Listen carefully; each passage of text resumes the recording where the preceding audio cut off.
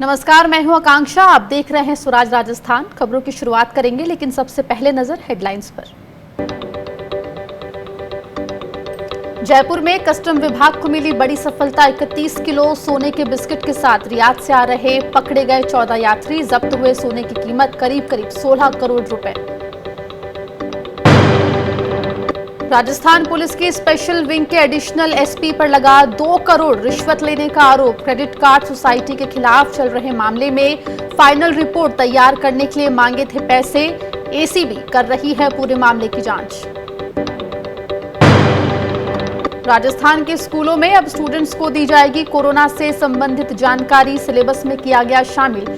शिक्षा मंत्री ने सिलेबस में शामिल करने के दिए आदेश। विधायक कृष्णा पुनिया को दी गई जेड श्रेणी की सुरक्षा। 3 ट्रेन ड्राइवर भी कराए गए मुहैया। सीआईडी की रिपोर्ट के आधार पर दी गई सुरक्षा। जयपुर के कस्टम विभाग ने बड़ी कार्रवाई करते हुए सोने की तस्करी कर ला रहे 14 यात्रियों को गिरफ्तार किया है। इन यात्रियों के पास से 31 किलो सोने के बिस्किट पकड़े गए हैं। दरअसल रियाद से एक फ्लाइट में 11 यात्रियों से 22.65 किलोग्राम सोना पकड़ा गया। वहीं एसएल खेमा से आई फ्लाइट में 3 यात्रियों से 9.33 किलोग्राम सोने के बिस्किट मिले हैं। ये सोना करीब 16 करोड़ रुपए का बताया जा रहा है। आपको बता दें कि उड़ानें बंद हैं और केंद्र सरकार की विशेष अनुमति से प्रवासी भारतीयों को लाया जा रहा है।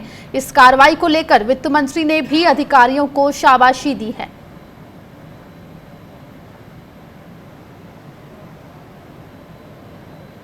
उधर भरतपुर डीआईजी के नाम पर इंस्पेक्टर से 5 लाख रुपए लेते पकड़े गए एक दलाल के बाद अब पुलिस महकमे में एक और रिश्वत कांड सामने आया है। राजस्थान पुलिस की स्पेशल विंग में तैनात एडिशनल एसपी सत्यपाल मीणा पर 2 करोड़ रुपए रिश्वत लेने का आरोप लगा है।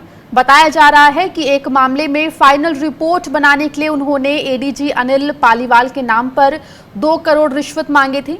भ्रष्टाचार निरोधक ब्यूरो ने एडिशनल एसपी सत्यपाल मीणा के खिलाफ मुकदमा दर्ज कर जांच शुरू कर दी है। आपको यहां पर यह भी बता दें कि एक क्रेडिट कार्ड सोसाइटी के खिलाफ एसओजी में जांच चल रही थी। इस मामले में एफआईआर यानी कि फाइनल रिपोर्ट लगाने के बदले में क्रेडिट कार्ड सोसाइटी के ऑनर से 2 करोड़ रुपए की रिश्वत मांगी गई और पहली किस्त के रूप में 30 लाख रुपए देना तय हुआ। क्रेडिट कार्ड सोसाइटी के ओनर की शिकायत पर एंटी करप्शन ब्यूरो ने शिकायत का सत्यापन भी करवा लिया, लेकिन ट्रैप नहीं हो पाया क्योंकि इस शिकायत की भनक एडिशनल एसपी सत्यपाल को लग चुकी थी। अब एसीबी ने मुकदमा दर्ज कर लिया है।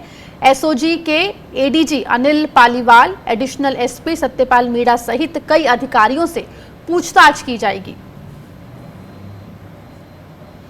हमारे संवाददाता रामस्वरूप हमारे साथ लाइव जुड़ गए हैं। रामस्वरूप, सबसे पहले बात करूंगी, जो सोना पकड़ा गया है तस्करों के द्वारा कस्टम विभाग से, उसके बारे में, क्योंकि वंदे भारत मिशन के तहत ही सिर्फ यात्री आ रहे हैं, इंटरनेशनल फ्लाइट्स बंद है। ऐसे समय में तस्करों का ग्रुप जो है वो सक्रिय, और बहुत बड़ी सफलता यहाँ पर कस्टम विभाग राजस्थान को हासिल हुई है। बिल्कुल, कोरोना प्रकरण के चलते जो अभी अंतर्राष्ट्रीय उड़ानें सारी बंद है, लेकिन सरकार की विशेष अनुमति के बाद ही जिन भारतीय जो लोग विदेशों में फंसे हुए हैं उनको लाने के लिए विशेष विमान चल रहे हैं। लेकिन जो तस्कर हैं, जो सोने की तस्करी करने वाले हैं, उन्होंने एक नया तरीका जो है खोजा है। यानी कि जो मजदूर विदेशों से भारत में आ रहे हैं तो उनके जरिए सोना पहुँचाया जा रहा है। लेकिन कस्टम की जो टीम है वो बिल्कुल सतर्क रही है। उनको जैसे ही सूचना मिली कि इस तरह का सोने की तस्करी के रूप में इंडिया में आ रहा है, तो जयपुर एयरपोर्ट पर जैसे ही कोई भी फ्लाइट आती है तो उसकी गहन जांच होती है। कल देर रात को, रात सुबह जो एक फ्लाइट आई थी, उन दोनों की चेकिंग की गई तो दोनों में करीब 14 यात्रियों को पकड़ा गया है, जिनके पास में 31 किलो से ज़्यादा सोना उनसे जब्त किया गया है और जिनकी कीमत करीब 16 करोड़ रुपए है। ये कह सकते हैं कि जयपुर एयरपोर्ट की अब तक की सबसे बड़ी कार्रवाई है, जहाँ पर एक ही कार्रवाई में जो है 31 किलो से ज़्यादा का सोना पकड़ा है।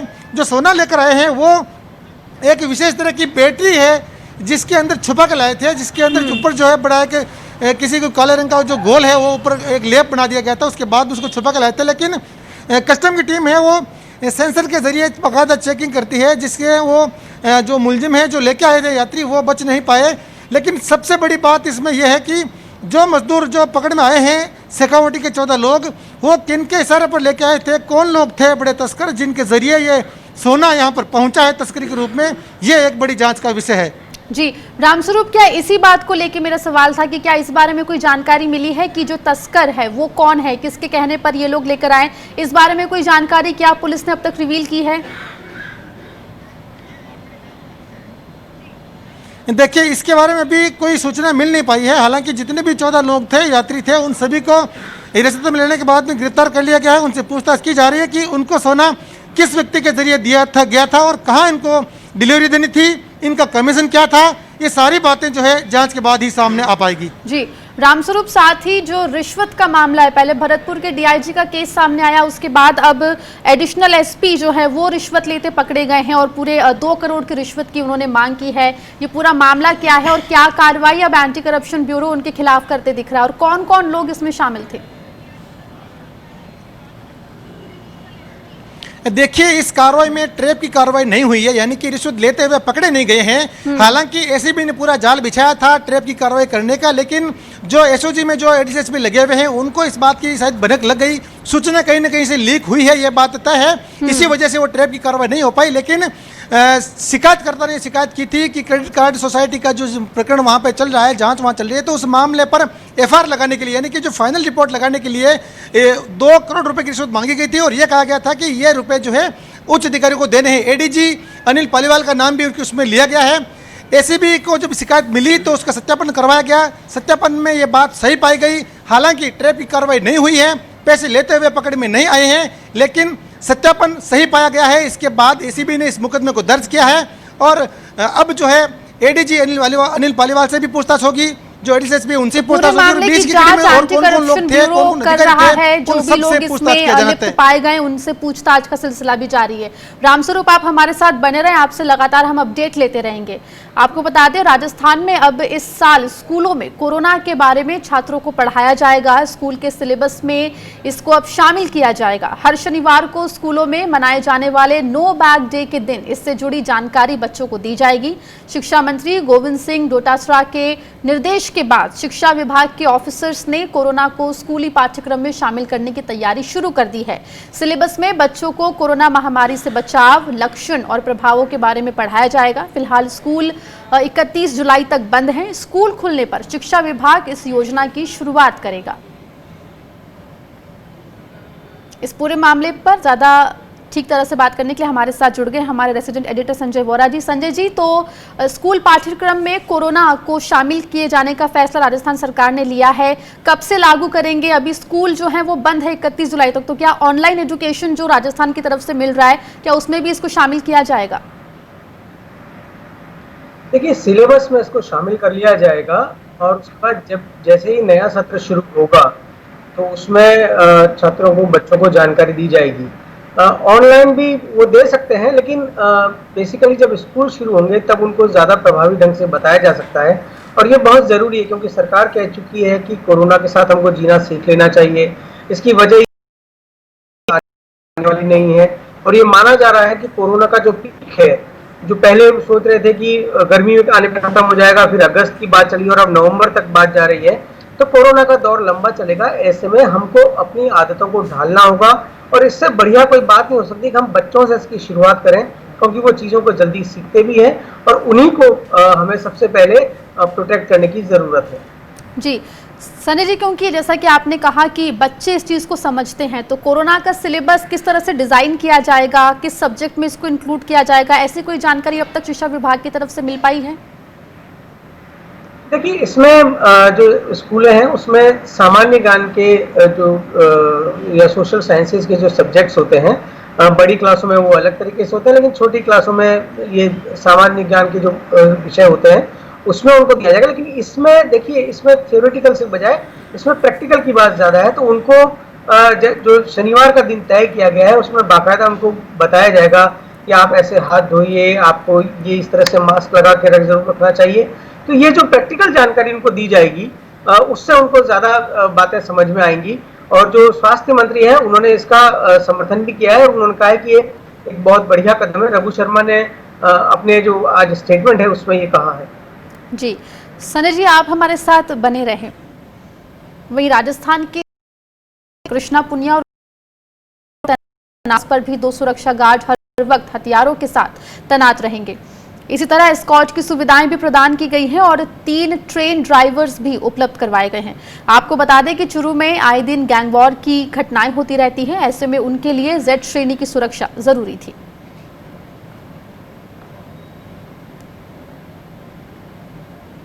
उधर NSUI कार्यकर्ताओं का परीक्षा को लेकर सरकार के खिलाफ विरोध प्रदर्शन आज भी जारी रहा। पिछले 5 दिनों से ये छात्र संगठन मांग कर रहा है कि कोविड-19 के कारण विश्वविद्यालय की जो परीक्षाएं स्थगित हुई थी उन्हें फिर से आयोजित करने के बजाय बिना एग्जाम दिए ही छात्रों को अगली कक्षा में प्रमोट किया जाए। चूंकि 15 जुलाई से राजस्थान विश्वविद्यालय के स्नातक और स्नातकोत्तर की परीक्षाएं होनी है। परीक्षा कार्यक्रम जारी किया जा चुका है। देश की अन्य सरकारों ने बिना परीक्षा प्रमोट छात्रों को कर दिया है, तो कहीं ना कहीं राज्य के अंदर रोजाना कोरोना केस बढ़ रहे हैं। युवा वर्ग अधिक से अधिक कोरोना पॉजिटिव आ रहे हैं, चाहे 10वीं और 12वीं के एग्जाम को लेकर हो, तो उसको लेकर आगे की रणनीति चाहे NSUI को जिला स्तर NSUI शुक्रवार को 66 IPS ऑफिसर्स का तबादला कर दिया गया।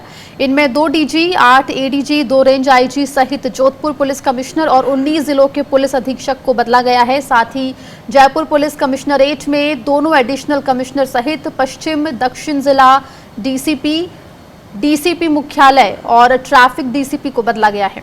IPS जोस मोहन को जोधपुर पुलिस कमिश्नर की अहम जिम्मेदारी सौंपी गई है। इसी तरह अजय पाल लांबा को जयपुर कमिश्नरेट में एडिशनल पुलिस कमिश्नर प्रथम और राहुल प्रकाश को एडिशनल पुलिस कमिश्नर द्वितीय का जिम्मा दिया गया है। इसी तरह DG क्राइम की जिम्मेदारी ML लाठर को सौंपी गई है।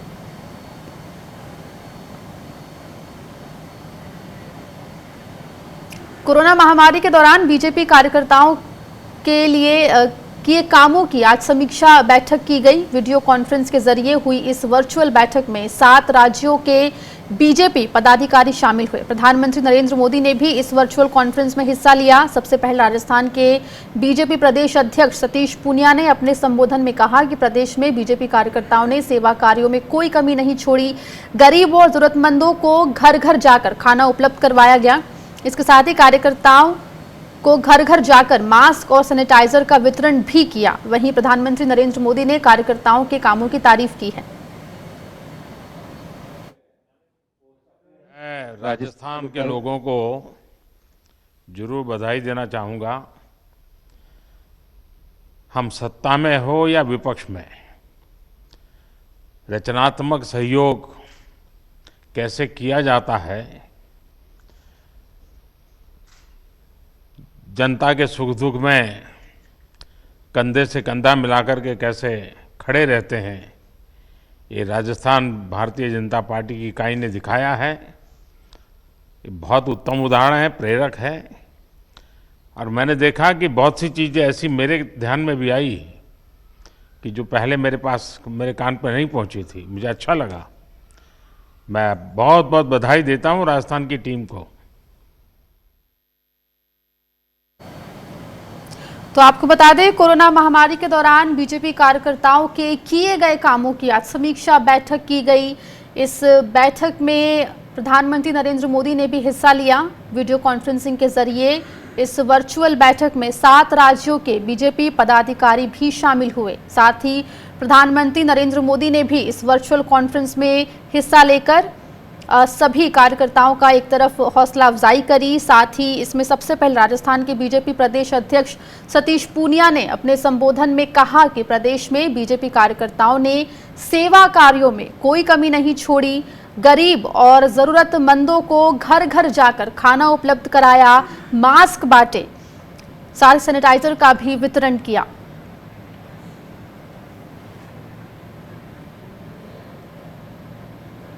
वक्त एक छोटे से ब्रेक का है, फौरन लौट रहे हैं।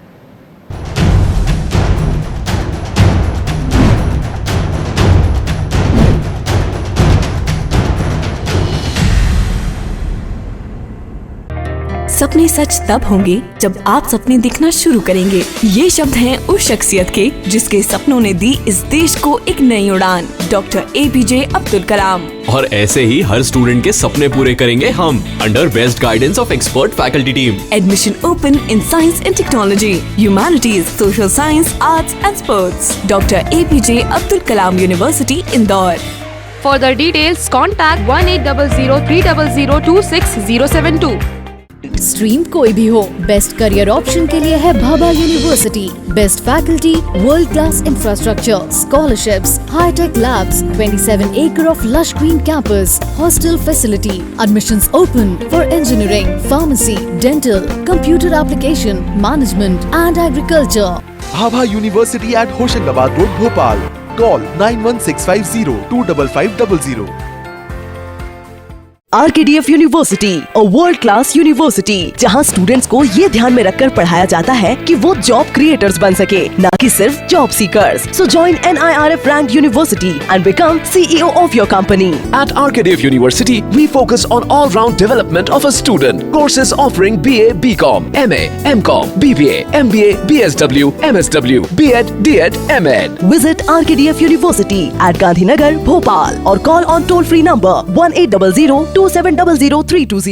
SRK University, not just a name, but a gate to your success. Extraordinary placements, expert faculty, advanced infrastructure. SRK University, excellent education, modern learning. Courses offered: engineering, MBA, pharmacy, agriculture, dental, homeopathy, nursing, law, BSc, MSc, BCom, MCA, and many more. SRK University, where education becomes better.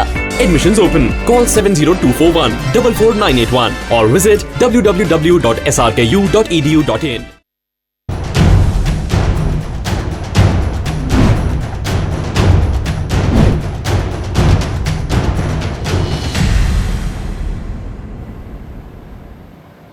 Rajasthan की पूर्व मुख्यमंत्री वसुंधरा राजे राज्य में कानून व्यवस्था को लेकर गहलोत सरकार पर निशाना साधा है। पिछले कुछ दिनों में एक के बाद एक हुए महिला अपराधों का जिक्र करते हुए उन्होंने सरकार की कार्यशैली पर सवाल खड़े किए हैं। वसुंधरा ने सरकार से पूछा है कि क्या सरकार ने अपराधियों के सामने हथियार डाल दिए हैं।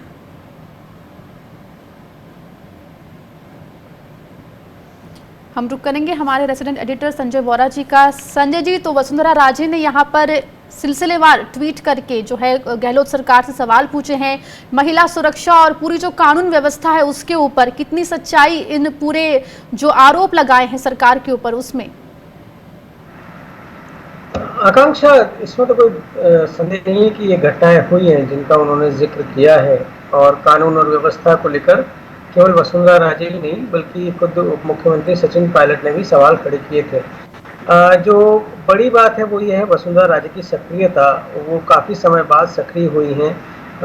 कोरोना का जो मामला था कनिका कपूर बॉलीवुड सिंगर वाला, उसके बाद वो क्वारंटाइन हो गई थी, काफ़ी अरसे तक वो लखनऊ में रहीं और अब वो फिर से जयपुर आई हैं। राज्यसभा चुनाव के दौरान वो यहाँ पर थी, तो पहले उन्होंने महाराणा प्रताप की को लेकर जो टेक्स्ट बुक वाला मामला था उसमें उन्होंने गहलोत सरकार पे हमला बोला था, और अब कानून व्यवस्था को लेकर के एक्चुअली माना यह जा रहा है कि वसुंधरा राजे के जो विरोधी है पार्टी में वो लगातार गहलोत सरकार पर हमला बोल रहे थे और वसुंधरा की तरफ से कोई प्रतिक्रिया नहीं आ रही थी।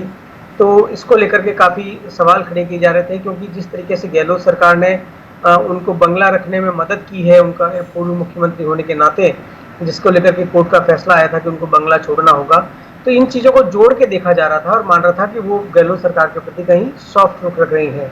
तो इसलिए अब इन दोनों जो इन्होंने मसले उठाए हैं, गहलोत सरकार पे हमला बोला जा रहा है, वो इसी बात की कवायद मानी जा रही है कि उनके विरोधी पार्टी में ये फायदा ना उठाए, उनके ऊपर आरोप ना लगे कि वो गहलोत सरकार के प्रति सॉफ्ट है।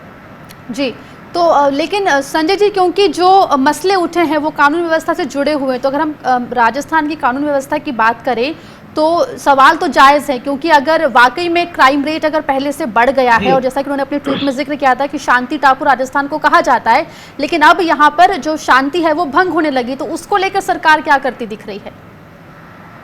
देखिए आकांक्षा, इसमें परसेप्शन की बात है। कारण ये ऐसा नहीं कि वसुंधरा की सरकार के समय में क्राइम बढ़ा नहीं था, बहुत आंदोलन हुए हैं। खुद उनके गृह जिले या उनका जो होम कॉन्स्टिट्यूएंसी है वहाँ पर महिलाओं के खिलाफ बहुत अत्याचार यानी रेप केसेस वगैरह के मामले सामने आए थे।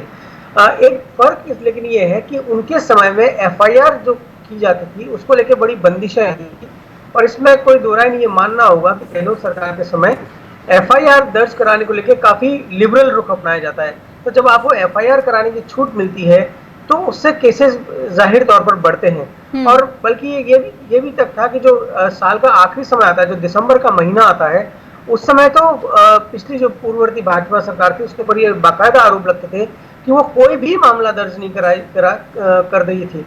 बल्कि अगर आप इवन मोबाइल चोरी का केस दर्ज कराने जाते थे तो वो भी दर्ज किया जाता था ताकि क्राइम रेट को आप नीचे दिखा सकें। तो कम से कम वो स्थिति नहीं है। तो इसलिए जब आपको छूट मिलेगी केसेस दर्ज कराने की तो जाहिर है कि मामले भी बढ़ते हुए दिखाई देंगे। लेकिन इसमें कोई दो राय नहीं है कि पिछले 20 सालों में राजस्थान का चरित्र बदला है।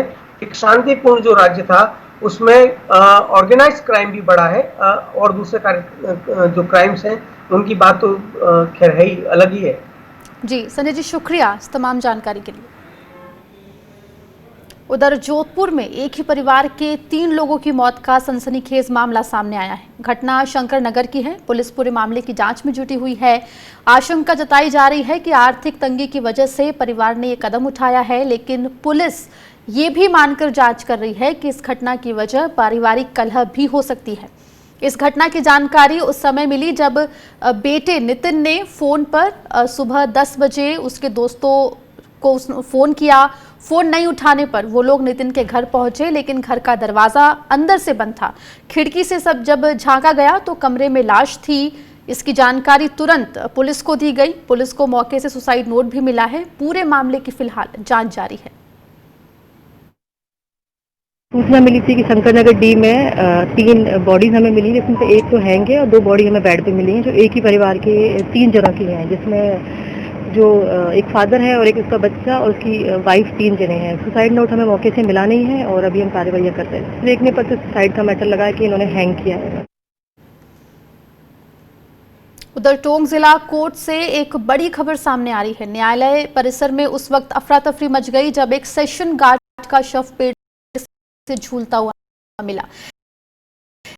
लोगों की इकट्ठा हो गई।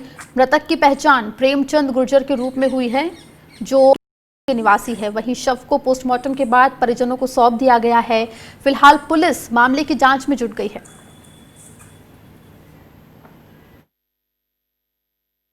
पुरानी फास्ट ट्रैक और वर्तमान में एडीजे कोर्ट है, उसके बाहर नीम के पेड़ से रस्सी से अपनी आत्महत्या की है।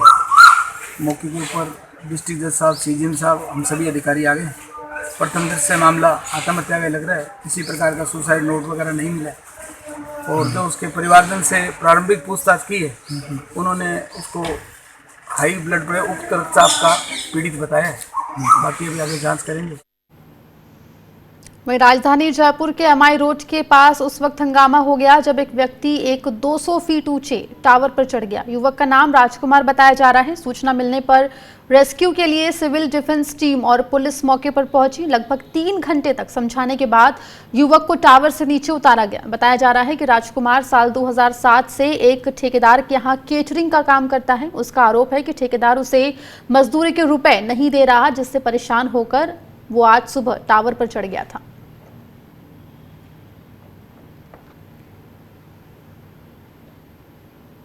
चिकित्सा मंत्री डॉक्टर रघु शर्मा ने बताया है कि चिकित्सा विभाग ने 41,000 से अधिक टेस्ट प्रतिदिन करने की क्षमता विकसित कर ली है। जल्द ही राज्य में 50,000 से भी ज्यादा जांचें होने लगेगी। उन्होंने बताया कि प्रदेश के 20 जिलों में कोरोना टेस्टिंग की भी सुविधा शुरू हो चुकी है। शेष बचे जिलों में भी शीघ्र ही कोरोना की जांच होने लगेगी। चाहे रिकवरी रेट की बात हो, चाहे हमारी मोर्टेलिटी की बात हो, चाहे हमारी टेस्टिंग कैपेसिटी की बात हो, चाहे हमारे पॉजिटिव केसेस की परसेंटेज की बात हो, हर पैरामीटर पे राजस्थान ने बहुत अच्छा कंट्रोल कर रखा कोविड को। और हमारी जांच की क्षमता 41,450 है पर डे आज, और ये आने वाले टाइम में 50,000 पर डे हो जाएगी। राजस्थान में कोरोना संक्रमित मरीजों का दायरा लगातार बढ़ रहा है। गुरुवार सुबह की रिपोर्ट में 204 नए कोरोना पॉजिटिव मरीजों की पुष्टि हुई है। इनमें सबसे ज्यादा बाड़मेर में 36 नए कोरोना के केस सामने आए हैं। बीकानेर में 25, नागौर में 23, जबकि पाली और धौलपुर में 21 कोरोना पॉजिटिव केस सामने आए हैं। वहीं राजधानी जयपुर में 17 कोरोना के नए मामले देखने को मिले। वहीं आपको बता दें कि राज्य में अब तक कोरोना पॉजिटिव्स की तादाद 19,000 के पार पहुंच गई है। हालांकि इनमें से 15,000 से भी अधिक मरीज स्वस्थ भी हो चुके हैं। वहीं बात करें कोरोना से हुई मौत के मामलों की, तो अब तक राज्य में 443 लोग इससे अपनी जान गंवा चुके हैं।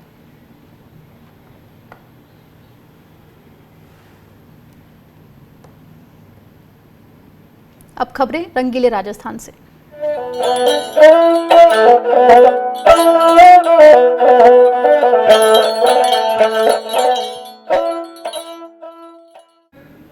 राज्य सरकार ने हनुमानगढ़ जिले की नोहर तहसील से गोगामेड़ी में अगस्त माह में आयोजित होने वाले श्री गोगा जी वार्षिक मेले को टाल दिया है। कोविड-19 से पैदा हुई परिस्थितियों को देखते हुए आमजन के स्वास्थ्य की सुरक्षा को ध्यान में रखते हुए राज्य सरकार ने ये फैसला लिया है।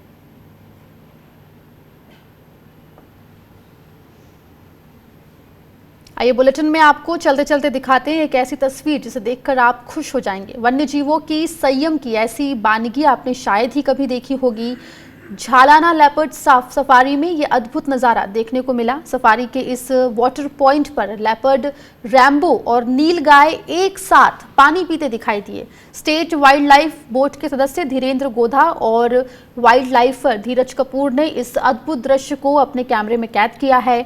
गोधा का कहना है कि उन्होंने 2 दशक से भी अधिक समय वन्य जीवों की गतिविधियों को देखने, समझने और उनकी फोटोग्राफी में गुजारा है, लेकिन ऐसा शानदार दृश्य उन्होंने कभी नहीं देखा।